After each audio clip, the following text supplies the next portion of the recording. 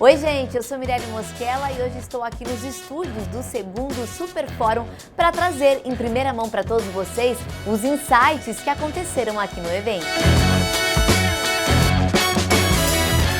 Oi gente, quem está aqui do meu lado desta vez aqui nos estúdios é o Renato Meirelles. Seja muito bem-vindo, Renato. Obrigado, é um prazer estar aqui com vocês. Prazer é todo nosso. O Renato, que é presidente do Instituto de Pesquisa Locomotiva e membro do Conselho de Professores da IBMEC, onde é titular da cadeira de Ciências do Consumo e Opinião Pública. Renato, para a gente começar, você foi considerado um dos maiores especialistas em consumo e opinião pública do país. O consumidor, afinal, ele tem se adaptado com essas mudanças e as novidades na hora de comprar um produto? Bom, vamos lá. O Brasil, de fato, não é para amadores. E o consumidor brasileiro está acostumado com a crise. O consumidor brasileiro, crise não é exceção, crise é regra. Essas pessoas cresceram na crise, cresceram aprendendo a se virar.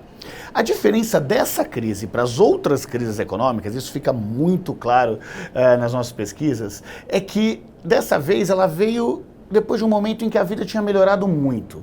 Quando as pessoas passaram a viajar de avião pela primeira vez, a consumir produtos que antes ela não consumia, que eram exclusivos de só parcela da elite brasileira.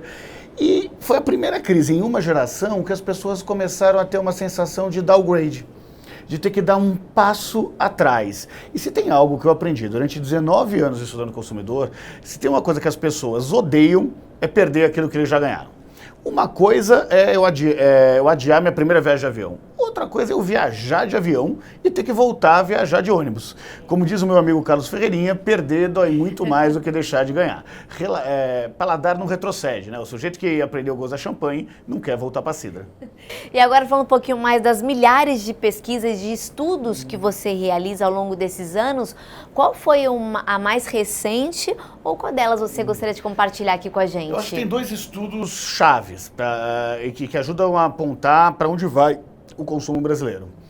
O primeiro tem a ver com o maior mercado consumidor do nosso país, que são os Grey Powers. Os Grey Powers são os brasileiros com mais de 50 anos de idade. Eles consomem mais do que a classe A, mais do que a classe B, mais até do que a classe C. São 54 milhões de pessoas que movimentam 2,1 trilhões de reais. E muitas vezes as pessoas não ficam muito atentas a esse consumidor, que é o maior mercado consumidor brasileiro.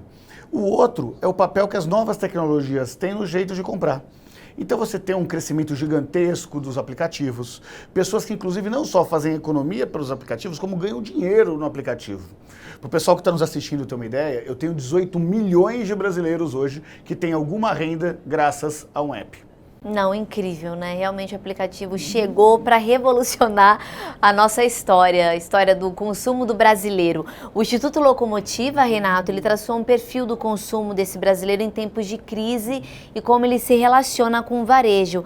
Qual foi o maior insight dessa pesquisa? Olha, que na crise o varejo perdeu uma oportunidade de se aproximar do consumidor, de ser parceiro do consumidor. Hoje, 43% dos consumidores, são mais de 65 milhões de pessoas, não se identificam com absolutamente nenhuma marca do varejo. Por quê? Porque o varejo só passou a falar de oferta. Oferta para cá, oferta para lá, oferta para cá. Ah, Renato, você está dizendo que o consumidor não gosta de oferta? Não, não é isso. Só que só oferta faz com que ele perca o valor daquilo que ele está comprando e passe a ter uma relação com os varejistas utilitária.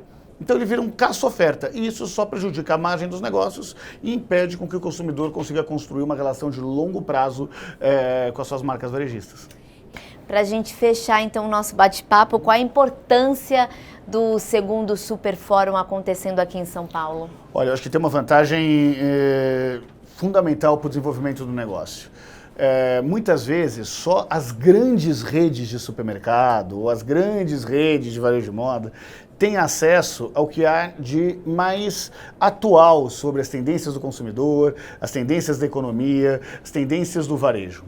Quando você consegue ter num único lugar a gente falando sobre as mudanças no consumidor, o Eduardo Terra falando sobre todos os aprendizados da NRF, a Zena dando aula de economia, fica claro que graças a um evento como esse, os pequenos varejistas ou as pequenas redes passam a ter acesso àquelas informações que só aquelas empresas que faturam bilhões têm condições de ter. Renato, muito obrigada pela sua participação aqui no estúdio, você é sempre muito bem-vindo. Muito obrigado, foi um prazer estar com vocês e se liga numa coisa, a crise ainda vai demorar um pouquinho para sair, a diferença vai ser a postura que você tiver para atender cada vez melhor o seu consumidor. Obrigado pelo convite. Muito obrigada, a gente se encontra e se você quiser rever outras palestras também é só acessar as nossas redes sociais, tá certo? Muito obrigada, a gente se encontra no próximo vídeo, até lá.